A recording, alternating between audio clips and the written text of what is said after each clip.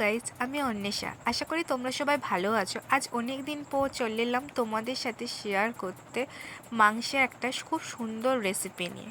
প্রথমেই 3টে পেঁয়াজকে কুচি কুচি করে কেটে নিলাম। এরপর ব্লেন্ডারে আদা, রসুন, পেঁয়াজ কুচি এবং 3টে কাঁচা লঙ্কা নিয়ে ব্লেন্ড করে নিলাম।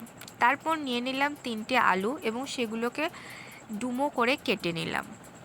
এবার মাংসটাকে ম্যারিনেট করে নেব এবং তার জন্য 2 চামচ হলুদ গুঁড়ো এবং কিছুটা পরিমাণ মতো নুন নিয়ে নিলাম এবং ম্যারিনেট করার জন্য রেখে দিলাম। এরপর আলুগুলোকে ভালো করে হলুদ এবং নুন মাখিয়ে গরম তেলে ভেজে নেব।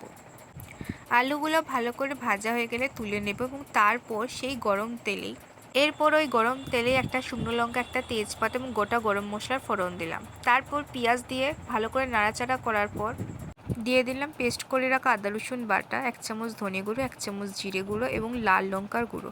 তারপর ভালোভাবে নাড়াচাড়া করতে থাকলাম ততক্ষণ পর্যন্ত যতক্ষণ না মশলা থেকে এরকম সুন্দর একটা তেল ছেড়ে দিচ্ছিল। এরপর দিয়ে দিলাম ম্যারিনেট করে রাখা মাংসটা এবং এই ম্যারিনেট করা মাংসটা দেওয়ার পরও ভালোভাবে নাড়াচাড়া করতে শুরু করলাম এবং ততক্ষণ নাড়াচাড়া করতে থাকবো যতক্ষণ না পর্যন্ত মাংসের কালারটা একটু চেঞ্জ হয়ে যায় এবং মাংসের গা থেকে তেল ছেড়ে দেয়। ততক্ষণ আমরা মাংসটাকে কষিয়ে যাব।